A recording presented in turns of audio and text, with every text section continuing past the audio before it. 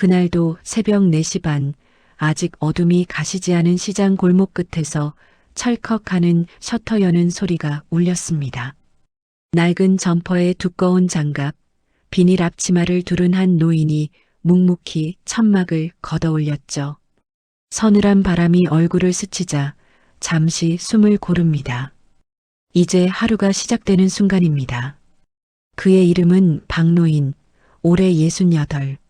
사람들은 그냥 생선 아저씨라 부르지만 그 별명 뒤에는 세상에 단 하나뿐인 이름이 숨어 있었습니다. 아버지.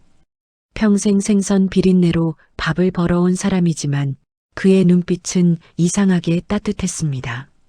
비늘이 손등에 붙고 손끝은 갈라져 피가 나도 그는 늘 웃었습니다. 이 손이 고생해야 우리 아들 손은 부드럽게 살지. 그게 그의 인생 좌우명이었죠. 겨울이면 새벽 공기가 칼처럼 매서웠습니다.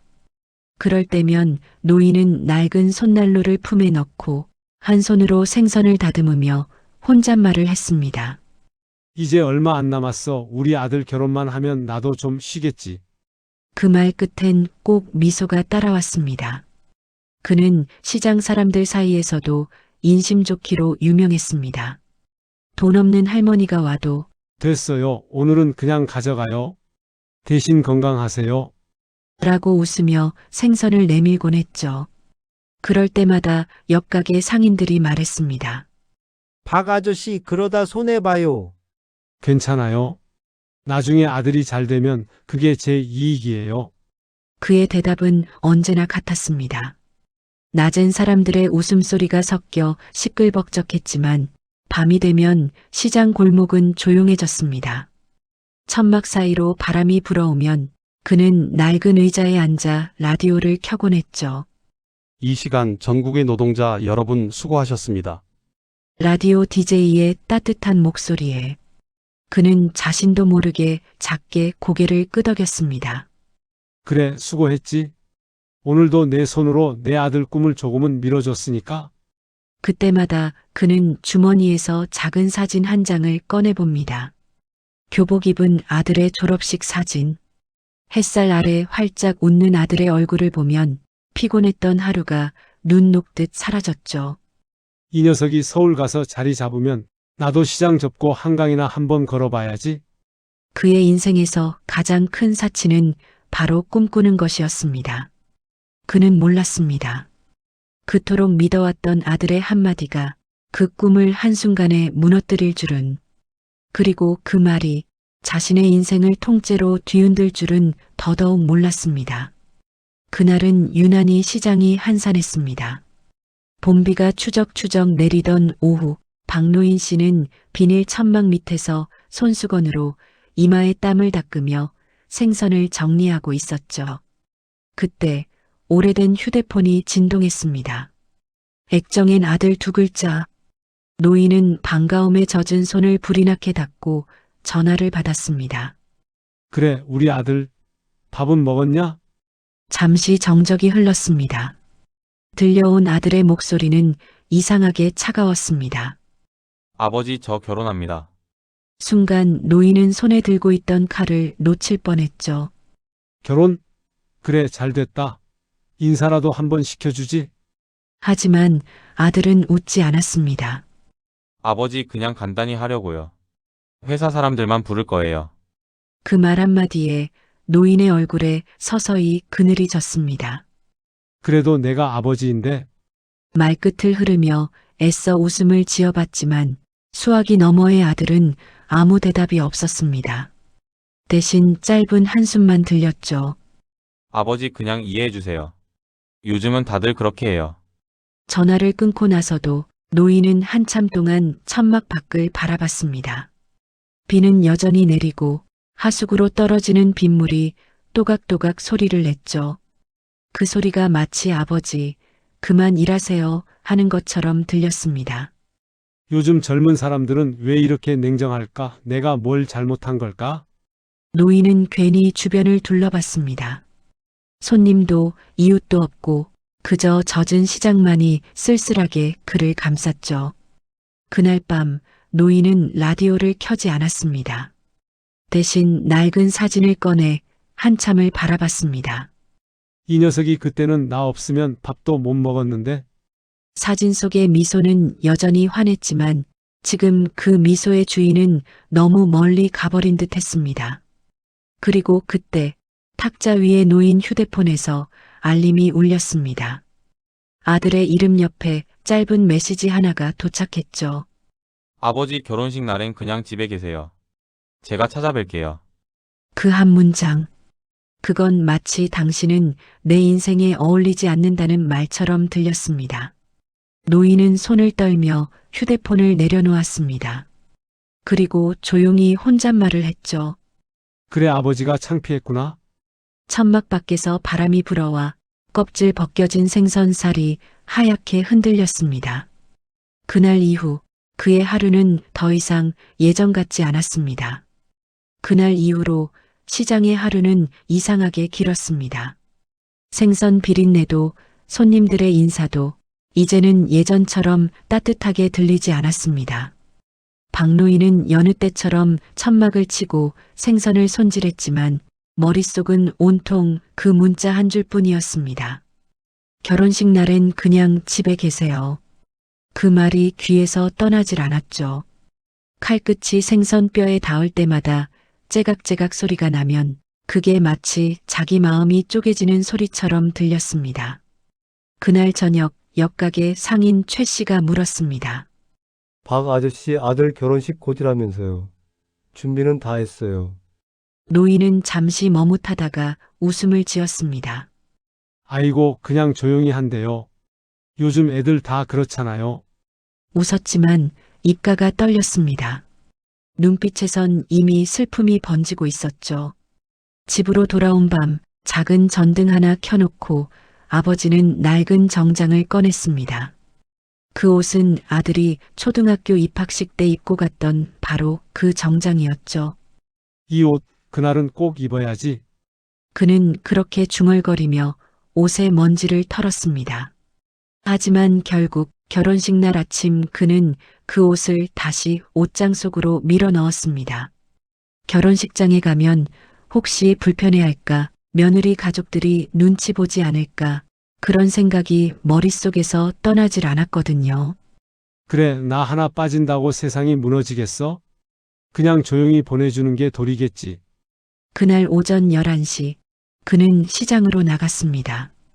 천막을 치고 생선을 진열했지만 손님이 와도 눈이 자꾸만 멀리로 향했습니다. 손끝이 떨리고 마음은 자꾸만 식장 쪽을 향했죠. 그리고 그때 옆가게 젊은 상인이 핸드폰을 보며 말했습니다. 이 사람 박 아저씨 아들이네? 결혼했대요. 축하합니다. 순간 노인의 손이 멈췄습니다. 젊은 상인이 화면을 보여줬습니다. SNS 속엔 아들의 결혼식 사진이 가득했죠. 환하게 웃는 아들, 손을 꼭 잡은 신부, 그 옆엔 신부의 부모님과 회사 동료들. 하지만 그 어디에도 아버지는 없었습니다. 이제 정말 끝이구나. 손에 쥔 생선이 바닥으로 떨어졌고 노인은 말없이 허리를 숙여 그것을 주었습니다. 비닐장갑 위로 눈물이 한 방울, 두 방울 떨어졌습니다. 그는 재빨리 손등으로 닦았지만 그 눈물은 멈추질 않았습니다. 그래 내가 부끄러웠구나. 이 꼬질한 손, 이 굽은 허리가 내 체면에 안 어울렸구나. 그는 아무도 없는 시장 구석으로 걸어가 작은 의자에 털썩 앉았습니다. 그리고 라디오를 켰습니다. 흘러나오는 결혼식 축하 노래가 그날따라 그렇게 잔인하게 들릴 수가 없었습니다. 박노인은 그 자리에서 한참을 앉아 있었습니다. 비가 다시 내리기 시작했고 천막 위로 떨어지는 빗방울 소리가 그의 울음소리를 대신했습니다. 그날 밤 그는 처음으로 라디오에 사연을 보냈습니다. 아들 결혼식에 가지 못한 아버지입니다. 그래도 행복하길 바랍니다. 아버진 오늘도 생선 손질합니다. 그 짧은 문장이 라디오에서 흘러나오는 순간 수많은 청취자들의 마음을 울렸습니다. 하지만 정작 그 사연의 주인공은 그저 고요한 방 안에서 작은 불빛 하나 켜놓고 아들의 사진을 바라보고 있었죠. 결혼식이 끝난 지 사흘째 되는 날이었습니다. 시장엔 평소처럼 사람들이 오갔지만 박노인 씨는 하루 종일 말이 없었습니다. 비닐장갑 안의 손은 유난히 느리게 움직였고 가끔 칼이 멈추면 멍하니 허공을 바라봤죠. 그의 눈빛은 이미 어딘가 멀리 가 있었습니다. 그때 가게 앞에 낯익은 그림자가 비쳤습니다. 양복 차림의 남자 하나, 그리고 꽃 한 송이. 아들이었습니다. 박노인은 놀라서 손에 들고 있던 생선칼을 내려놓았습니다. 아, 왔냐? 예, 아버지. 인사드리러 왔어요. 짧고 어색한 말이 공기 중에 떠돌았습니다. 아들은 조심스럽게 꽃을 내밀었죠. 신부가 드리기래요. 아버지께 꼭 전해달라고. 노인은 꽃을 받아들었지만 손이 덜덜 떨려 제대로 잡지 못했습니다. 그래, 예쁘네. 결혼식은 잘했지? 예. 대화는 더 이상 이어지지 않았습니다. 단 5초의 침묵이 그렇게 길게 느껴진 적이 없었습니다. 그때 노인이 조용히 입을 열었습니다. 그날 나도 가보고 싶었어. 너 턱시도 입은 거 보고 싶었는데 아버지 그게. 괜찮다. 너 체면 구기고 싶지 않았겠지? 내가 냄새 나니까 맞지? 시장 사람이라서. 노인의 목소리가 흔들렸습니다. 하지만 아들은 아무 말도 하지 못했습니다. 내가 부끄러웠냐? 그 한마디가 나오자 그의 눈가가 붉어졌습니다. 손으로 눈물을 훔치려 했지만 이미 늦었습니다. 주름 사이로 맑은 눈물이 흘러내렸죠. 아버지 그런 뜻이 아니에요. 아냐, 괜찮아. 내가 행복하면 됐지? 나는 그냥 오늘은 그 말이 듣고 싶었어. 그래도 내가 내 아들이라서 고맙다고. 그 말에 아들의 입술이 굳었습니다. 그는 갑자기 고개를 숙이며 말했습니다. 아버지 사실 신부 부모님이 시장 사람 싫다 하셨어요. 그래서 아버지 오시면 불편할까봐 죄송해요. 박노인은 아무 말 없이 고개를 떨궜습니다. 그 말이 오히려 칼보다 깊게 파고들었죠. 잠시 후 그는 손에 들고 있던 꽃을 조심스레 생선 진열대 옆에 올려두었습니다. 괜찮다. 나는 냄새 나니까 여기 두는 게 낫지? 그리고는 천천히 뒤돌아서서 아들을 향해 미소를 지었습니다. 그래도 아버지는 내가 자랑스럽다. 이 손이 다 닳아 없어져도 그건 변하지 않아. 그 순간 아들은 더 이상 참지 못하고 무릎을 꿇었습니다. 아버지 죄송합니다. 정말 죄송해요. 눈물은 멈출 줄 몰랐고 아버지는 떨리는 손으로 아들의 어깨를 토닥였습니다. 됐어, 울지 마라. 아버지는 원래 이런 사람이야. 너 잘 살면 그게 나한텐 제일 큰 축복이야. 시장 한복판, 사람들이 오가던 그 골목에서 늙은 아버지와 젊은 아들이 서로를 끌어안았습니다. 비린내와 비닐 천막, 젖은 골목의 냄새가 뒤섞인 그 자리에서 두 사람은 한참 동안 아무 말도 하지 않았습니다. 그냥 서로의 온기만이 남아 있었죠. 그날 밤 박노인은 시장 문을 일찍 닫았습니다. 집으로 돌아가는 길, 작은 꽃 한 송이를 손에 쥔 채 하늘을 올려다봤습니다. 그래도 아직 아들이 있네. 그거면 됐다. 그의 눈가엔 다시 눈물이 맺혔지만 이번엔 웃고 있었습니다. 그날 이후 아들은 매일같이 시장 앞까지 왔다가 돌아가곤 했습니다. 차 안에서 몇 번이나 내리려 했지만 그때마다 차창 너머로 보이는 아버지의 굽은 어깨에 도저히 발이 떨어지지 않았죠. 그러던 어느 날 박노인 씨는 출근하려고 문을 열다가 현관 앞에 놓인 작은 상자를 발견했습니다. 상자 위에는 익숙한 글씨체로 써 내려간 쪽지 하나가 붙어 있었죠. 아버지께. 저 때문에 상처받게 해서 죄송합니다. 꼭 이걸 틀어주세요. 상자 안에는 오래된 라디오 하나와 CD 한 장이 들어 있었습니다. 라디오? 노인은 고개를 갸웃하며 라디오에 CD를 넣었습니다. 잠시 후 스피커에서 낯익은 목소리가 흘러나왔습니다. 청취자 여러분, 오늘은 한 청년의 사연으로 방송을 시작합니다. 사연 제목은 아버지에게 드리는 편지입니다. 노인은 라디오 앞으로 다가가 숨을 멈췄습니다. 아버지, 저는 어려서부터 아버지를 부끄러워한 적이 단 한 번도 없습니다. 다만 다른 사람들이 아버지를 몰라볼까봐, 아버지를 상처 입힐까봐 그게 두려웠습니다. 결혼식 날 아버지가 오셨다면 저는 분명히 자랑스럽게 손을 잡았을 겁니다. 하지만 신부 쪽 가족이 그 사실을 힘들어해서 끝내 말하지 못했습니다. 그게 제 인생에서 가장 큰 후회가 될 줄은 몰랐습니다. 그 순간 노인의 손이 떨렸습니다. 라디오 스피커에서 아들의 목소리가 울먹이며 이어졌죠. 아버지, 저는 매일 새벽 시장 앞에서 아버지를 봅니다. 그 손, 그 땀, 그 굽은 어깨가 제 인생의 자랑입니다. 언젠가 제 아들이 생기면 저도 그렇게 말할 겁니다. 내 아버지는 시장의 영웅이었다고. 노인은 조용히 눈을 감았습니다. 그의 얼굴엔 미소와 눈물이 동시에 번졌죠. 이 녀석이 이런 말을 다 하네. 그는 손으로 스피커를 살짝 쓰다듬으며 그래, 내 아들 맞구나. 하고 중얼거렸습니다. 그날 오후 노인은 가게 간판을 바꿨습니다. 낡은 수산 대신 새로 달린 간판엔 큼지막하게 이렇게 쓰여 있었습니다. 박철수 아버지의 생선가게.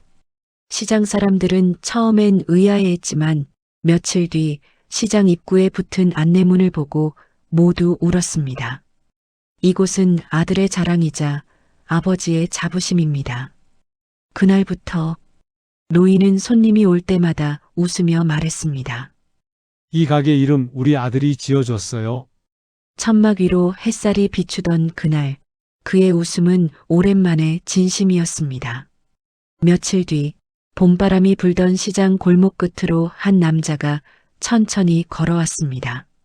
그는 양복 대신 평범한 셔츠 차림이었고 손엔 낡은 손수건 하나를 꼭 쥐고 있었죠. 그의 눈빛엔 결심이 서 있었습니다. 박노인 씨는 그날도 평소처럼 생선을 정리하다가 누군가 다가오는 발소리를 들었습니다. 고개를 들자 문 앞에 아들이 서 있었습니다. 잠시 서로의 눈이 마주쳤지만 둘 다 아무 말도 하지 못했죠. 아들이 천천히 다가와 말했습니다. 아버지, 그날 라디오 들으셨어요? 노인은 잠시 멈칫하다가 고개를 끄덕였습니다. 들었다. 내 목소리 오래간만에 들어서 반가웠다. 저 많이 늦었죠? 응, 좀 늦었더라. 하지만 괜찮다. 짧은 대화였지만 그 말 사이로 울컥한 공기가 흘렀습니다. 아들은 더 이상 말을 잇지 못했습니다. 잠시 숨을 고르더니 품속에서 한 장의 사진을 꺼냈습니다. 이거 기억하세요? 노인이 사진을 받아들었습니다. 낡은 사진 한 장, 중학교 졸업식 날 작은 꽃다발을 든 아들과 환하게 웃는 아버지의 모습이었습니다. 그때 아버지가 말씀하셨잖아요. 내 손이 고생하면 내 인생은 편해질 거다.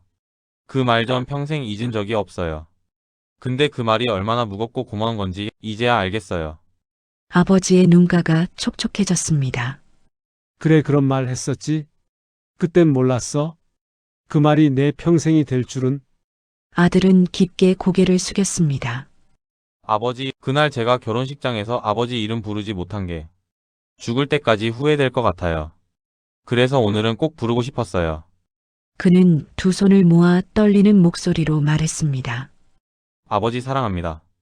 그 한마디에 박노인은 그대로 주저앉았습니다. 숨을 들이마시며 겨우 입을 열었죠. 이제야 듣네, 그 말. 그래, 나도 사랑한다. 내 아들아. 두 사람은 시장 골목 한가운데서 서로를 꼭 안았습니다. 사람들이 오가며 그 모습을 봤지만 그 누구도 말을 걸지 않았습니다. 오히려 다들 조용히 웃으며 지나갔죠. 바람이 불어와 천막이 살짝 흔들렸습니다. 그 바람 속에서 비린내와 함께 희미하게 봄꽃 향기가 섞여 있었습니다. 그날 밤 아들은 시장 앞 의자에 앉아 아버지와 함께 캔맥주를 나눴습니다. 말은 없었지만 두 사람의 마음엔 오랜만에 평화라는 단어가 피어올랐습니다. 그날 이후 시장 사람들은 이상한 광경을 자주 보게 됐습니다. 새벽마다 혼자 천막을 치던 박노인 씨 곁에 어느 날부터인가 젊은 남자가 함께 서 있었죠. 아버지, 이건 제가 들게요. 괜찮다. 너는 저기 가격표나 붙여라. 두 사람의 목소리가 섞이며 시장 골목이 활기를 되찾았습니다. 비린내 대신 웃음소리가 퍼졌고 늘 고개 숙여 일하던 노인의 어깨가 조금씩 펴졌습니다. 손님들이 어이 사장님, 오늘 고등어 좋아?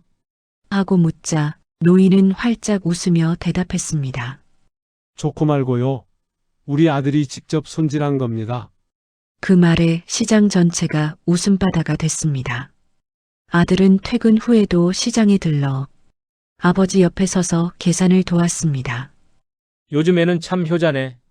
아닙니다. 제가 늦게 철들었죠. 아들의 그 말에 아버지는 피식 웃으며 대꾸했죠. 철들긴 뭐가, 사람은 결국 제자리를 찾아오는 거야. 저녁이면 두 사람은 함께 시장 통닭집에서 맥주 한 잔을 했습니다. 아들은 아버지, 이 가게 이름 바꾼 거 아세요? 이제 간판에 제 이름까지 써 있던데요. 하며 장난을 쳤죠. 그게 뭐 어때서? 아들이 자랑스러워서 붙인 건데 그게 뭐가 문제냐? 아버지는 그렇게 웃으며 맥주를 들이켰습니다. 그 웃음에는 오랜 세월의 상처가 녹아 있었죠. 그날 밤 시장 불이 하나둘 꺼지고 천막이 바람에 살짝 흔들릴 때 두 사람은 가게 앞 의자에 나란히 앉았습니다. 아버지, 앞으로는 제가 일요일마다 대신 가게 볼게요. 아버지는 좀 쉬세요. 쉬긴 뭘 쉬어? 나는 시장이 좋아. 여긴 내 세상이야. 그리고 말이지, 너랑 같이 일하니까 하루가 짧게 느껴져. 그 말에 아들은 고개를 숙이며 미소 지었습니다. 아버지, 저도 그래요. 예전엔 이 시장 냄새가 싫었는데 지금은 이상하게 마음이 편해요. 그래, 그게 가족이야. 같이 있으면 냄새도 추억이 되거든. 둘은 그렇게 한참을 앉아 있었습니다. 별빛이 천막 사이로 스며들고 멀리서 라디오 DJ의 목소리가 들려왔습니다. 오늘도 수고하셨습니다. 전국의 아버지들. 그 순간 두 사람은 동시에 하늘을 올려다봤죠. 서로 아무 말도 안 했지만 그 침묵 속엔 수십 년의 이야기와 사랑이 담겨 있었습니다. 그날 밤 박노인은 오랜만에 라디오에 다시 사연을 보냈습니다. 오늘은 아들과 함께 일했습니다. 이제야 진짜 봄이 온 것 같습니다. 라디오 진행자는 조용히 말했다죠.